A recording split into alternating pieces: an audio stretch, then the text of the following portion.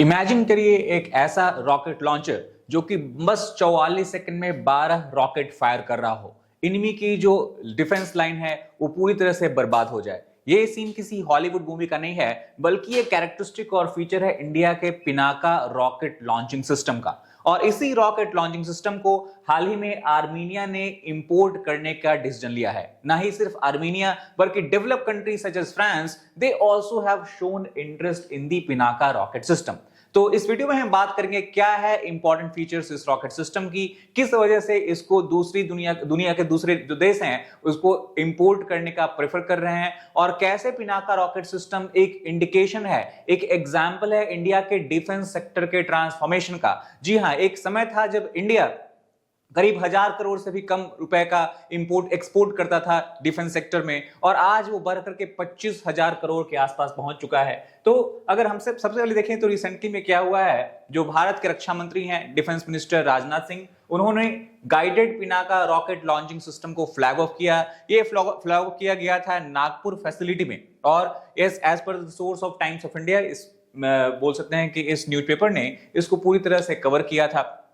तो ये जो पिनाका रॉकेट सिस्टम का एक्सपोर्ट है जिसको राजनाथ सिंह ने फ्लैग ऑफ किया है, ये बहुत इंपॉर्टेंट इवेंट बोल सकते हैं डिफेंस सेक्टर के लिए, इंडिया के डिफेंस सेक्टर के लिए, और एक बहुत बड़ा माइलस्टोन इंडिया ने अचीव किया है। अगर हम बात करें इस पूरे डील की, आर्मीनिया एक छोटा सा कंट्री है कॉकसस माउंटेन सिस्टम में, और आर्मीनिया का अजरबैजान का हमेशा क्लैशेस बॉर्डर डिस्प्यूट को लेकर के होते रहता है। इस वजह से हम यहाँ पे एक ग्रुप भी बनता हुआ दिखते हैं। अगर हम बात करें अजरबैजान को, उसको तुर्की का सपोर्ट मिलता है, और इस वजह से वो अजरबैजान पाकिस्तान का भी सपोर्ट मिलता है। तो एक एक्सिस हमें ऑपरेशन सिंदूर के दौरान मिला था, जहां की तुर्की, पाकिस्तान, अजरबैजान एक साथ थे, और वहीं दूसरी तरफ से आर्मीनिया को इंडिया का हमेशा सपोर्ट मिलता रहा है। इंडिया, आर्मीनिया और फिर ग्रीस, इस तरह का कहीं ना कहीं हमें डिफेंस सेक्टर में कोलैबोरेशन देखने को मिलता है। तो ये जो पूरी डील वैल्यू है वो कहीं करीब 2000 करोड़ रुपए के आसपास है।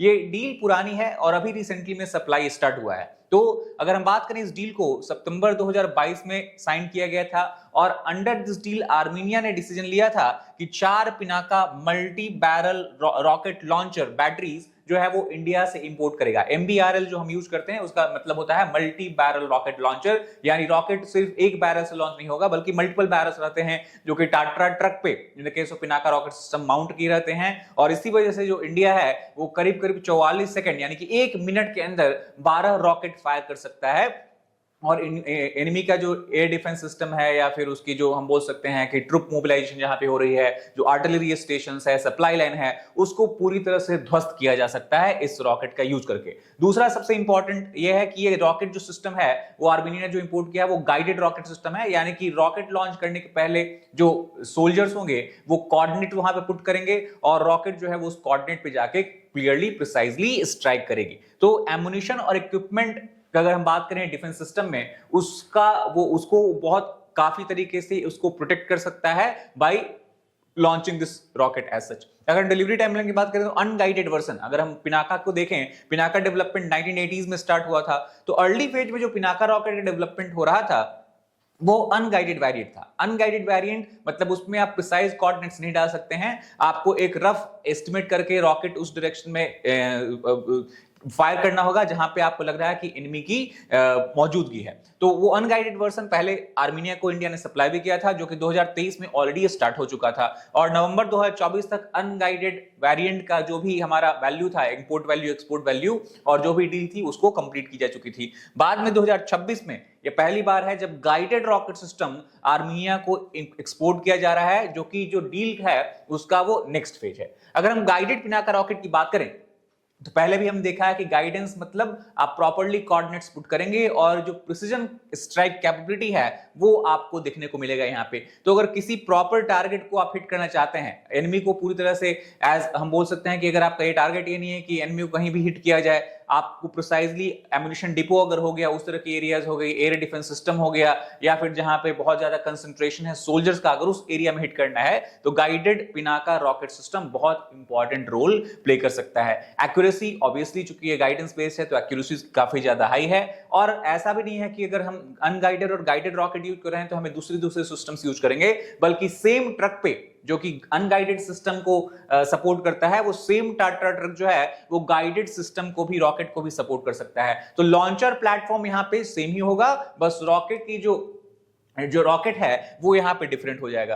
तो अगर हम गाइडेड अनगाइडेड दोनों रॉकेट को एक ही लॉन्चर प्लेटफॉर्म से स्ट्राइक कर रहे हैं, फायर कर रहे हैं, तो इससे हम बैटलफील्ड में जो इंपैक्ट है वो काफी एनहांस हो जाएगा, ऐसा मिलिट्री एक्सपर्ट का मानना है। तो अगर हम बात करें पिनाका रॉकेट सिस्टम की, तो इसने अपना जो दक्षता है उसको ऑलरेडी कारगिल वॉर के दौरान प्रदर्शित किया था। कारगिल युद्ध के दौरान इंडियन आर्मी ने पिनाका रॉकेट सिस्टम का एफिशिएंटली यूज किया था, ताकि एनिमी के जो एरियाज हैं उनमें उन पे पूरी तरह से डोमिनेशन या कंट्रोल पाया जा सके। अगर हम पिनाका मिसाइल सिस्टम के फीचर की बात करें ब्रीफली, तो इंडिजिनस MBRL सिस्टम, इंडिजिनस बहुत इंपॉर्टेंट है यहाँ पे, क्योंकि भारत, हम जानते हैं कि मेक इन इंडिया के प्रोग्राम के अंतर्गत और आत्मनिर्भर भारत का जो नारा है उसके अंतर्गत डिफेंस मैन्युफैक्चरिंग में भी अभी कहीं ना कहीं सेल्फ डिपेंडेंसी लाने की कोशिश कर रहा है। इसी वजह से हाल ही में हमने देखा है कि इंडियन नेवी में जो बहुत सारी डेवलपमेंट हो रहे हैं, बहुत सारे शिप्स का निर्माण हो रहा है, वो इंडिजिनसली किया जा रहा है और 70% जो कंपोनेंट है वो हम डोमेस्टिकली मैन्युफैक्चर कर पा रहे हैं। तो उसी का एक उदाहरण पिनाका मिसाइल सिस्टम भी है। इनिशियल रेंज जब अर्ली स्टेज में इसको डेवलप किया गया था उस समय 37.5 किलोमीटर था।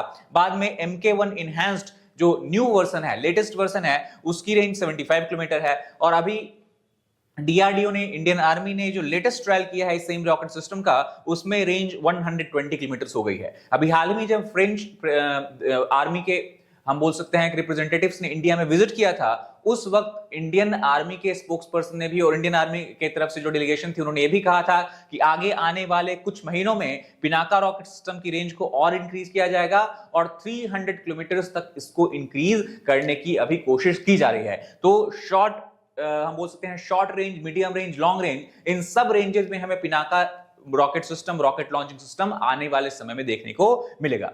हम जानते हैं कि रैपिड सैलो फायरिंग, 12 रॉकेट इन 44 सेकेंड, और apart from that it also follows what you can call shoot and scoot.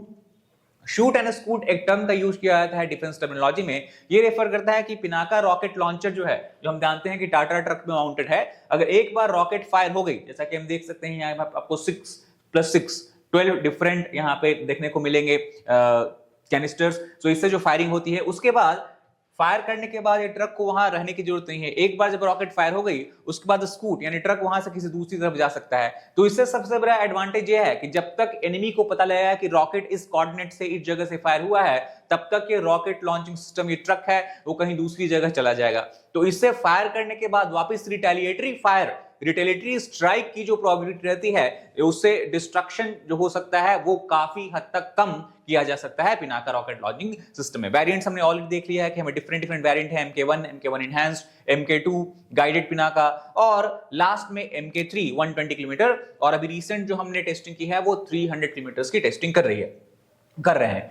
अगर हम बात करें कि इंडिया में इस सिस्टम को डेवलप किसने किया है, तो develop by defence research development organisation जो है 1980s में इसका इनिशियल डेवलपमेंट हुआ था। 1999 जैसे हमने बताया कारगिल वॉर में ऑलरेडी इसका एफिशिएंट यूज इंडियन मिलिट्री ने किया था। और इस मिसाइल का डेवलपमेंट हमने इसलिए किया था ताकि पहले जो हम रशियन ग्रैड मिसाइल का यूज करते थे उसको रिप्लेस कर सकें और इंडिजिनस डेवलपमेंट उसको हम अल्टरनेटिव एज कर सकें। Solid industries, Tata advance system और म्यूनिशंस इंडिया लिमिटेड, ये सारी कंपनीज हैं, वो कहीं ना कहीं इस पिनाका रॉकेट सिस्टम के हम बोल सकते हैं प्रोडक्शन में और उसमें इन्वॉल्व नहीं है।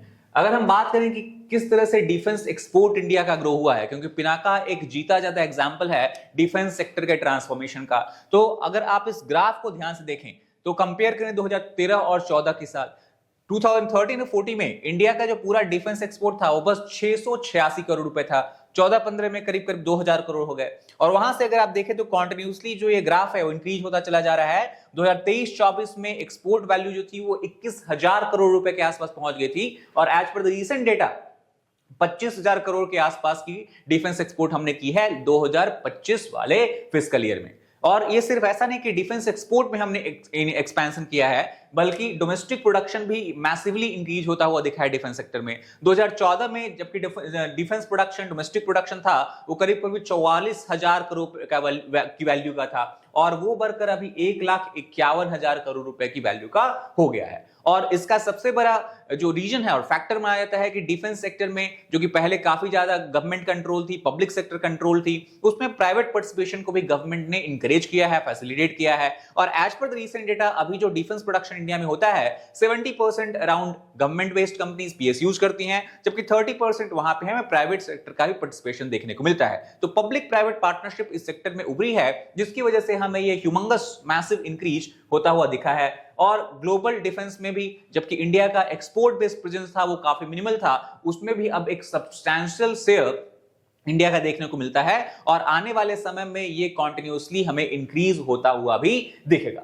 अगर हम बात करें इस पूरे डील पिनाका रॉकेट सिस्टम की स्ट्रेटेजिक सिग्निफिकेंस की, तो ये बहुत हद तक सिग्निफिकेंट इसलिए है क्योंकि आर्मीनिया जो है वो ऐसा पहला देश दुनिया का बन गया है जिसने पिनाका सिस्टम को इंपोर्ट किया है और इंडिया से खरीदा है। इसके बाद चूंकि एक बार पिनाका रॉकेट सिस्टम की हर जगह पर चर्चा होने लगी, तो बहुत सारे कंट्रीज जो हैं साउथ ईस्ट एशिया में, सच एज फिलीपींस हो गए, उन्होंने भी इस सिस्टम में अपनी दिलचस्पी दिखाई है। इवन यूरोपियन कंट्रीज, हम बाद में बात करेंगे फ्रांस की, उन्होंने भी इसमें दिलचस्पी दिखाई है। उसके अलावा डिफेंस मिनिस्ट्री का यह भी कहना है कि गवर्नमेंट ऑफ इंडिया वो आकाश मिसाइल को भी एक्सपोर्ट करने की कोशिश कर रही है। बहुत सारे कंट्रीज ने इसमें इंटरेस्ट दिखाया है। स्पेशली हमने देखा कि आकाश मिसाइल सिस्टम किस हद तक सक्सेसफुल रही थी ऑपरेशन सिंदूर और उसके रिटेलिएशन, जब पाकिस्तान की तरफ से ड्रोन बेस्ड और एयरक्राफ्ट बेस्ड रिटेलिएशन हुए उस समय में।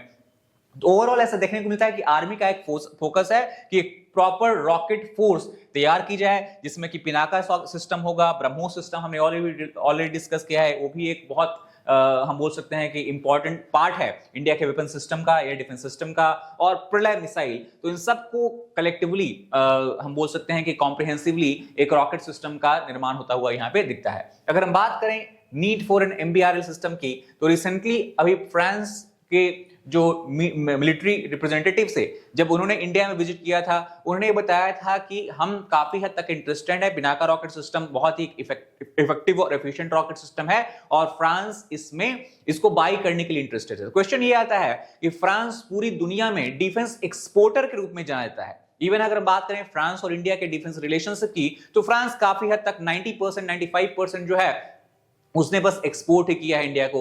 रिसेंट एक्सपोर्ट की बात करें तो फ्रांस एक बहुत इंपॉर्टेंट हम बोल सकते हैं कि एक्सपोर्टर कंट्री के रूप में उभरा है इंडिया के डिफेंस सेक्टर में, और इसकी जो वैल्यू है एक्सपोर्ट की वो रशिया के बराबर पहुंच चुकी है। और उसका सबसे बड़ा रीजन है कि हमने डिसाइड किया है हम फ्रांस से राफेल एयरक्राफ्ट और स्कॉर्पियन सबमरीन जैसी बिग सिस्टम्स, लार्ज सिस्टम्स को इंपोर्ट करेंगे। तो क्वेश्चन ये है कि क्यों फ्रांस इंडिया से पिनाका रॉकेट सिस्टम बाय करना चाहता है। इसका रीजन सिंपल है कि फ्रांस को अभी multiple barrel rocket launch system की काफी जरूरत है, और उसका रीजन ये है कि पहले जो फ्रांस यूज कर रहा था M271 lance rocket unitary, LRU system इसको बोलते हैं, उसको वो रिप्लेस करना चाह रहा है क्योंकि काफी हद तक वो पुराना चुका है।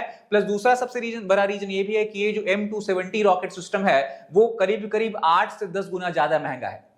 अगर हम कंपेयर करें M270 रॉकेट सिस्टम की, तो इसकी एक यूनिट की कॉस्ट अराउंड 22 करोड़ के आसपास आती है, जबकि Pinaka rocket system, rocket launching system की एक यूनिट की कॉस्ट अराउंड 2 से 3 करोड़ के रुपए के बीच में आती है। तो इसी वजह से फ्रांस जो है उसको एक रिलेटिवली रीजनेबल प्राइस पे एक बहुत ही इफेक्टिव और एफिशिएंट रॉकेट लॉन्चिंग सिस्टम मिल जाएगा। At the same time India और फ्रांस के बीच में डिफेंस टाइज काफी ग्रो हो रही हैं। हाल ही के दिनों में हमने देखा है कि बहुत सारे डिफेंस डील्स पर इंडिया और फ्रांस ने सहमति जताई है, और पहले से भी अगर हम डिफेंस सेक्टर को भी छोड़ दें तो इंडिया और फ्रांस ने एक बहुत स्ट्रॉन्ग स्ट्रैटेजिक पार्टनरशिप एंजॉय की है। फ्रांस इकलौता देश था जो कि 1998 पोखरण टेस्ट के बाद इंडिया की तरफदारी कर रहा था। इसने सैंक्शन लगाने से मना किया था और इसने सैंक्शन को ओवरकम करने की भी कोशिश की थी, जो कि यूएस प्रेसिडेंट बिल क्लिंटन के द्वारा उसमें लगाया गया था। तो इस सारे कारण की वजह से ही फ्रांस ने एक इंटरेस्ट यहां पे दिखाया है। और अगर ये सारी डील सक्सेसफुल होती हैं, पिनाका रॉकेट सिस्टम अगर दूसरे देशों में भी हम एक्सपोर्ट कर पाते हैं, तो ये मेक इन इंडिया इनिशिएटिव जो है, हमारा आत्मनिर्भर भारत का जो इनिशिएटिव है स्पेशली डिफेंस सेक्टर में, उसके लिए एक बहुत बड़ी जीत होगी। That's all for this particular video. If you like that, please hit like button, share it with your friends, as well as subscribe to our channel for more successful content. Thank you very much.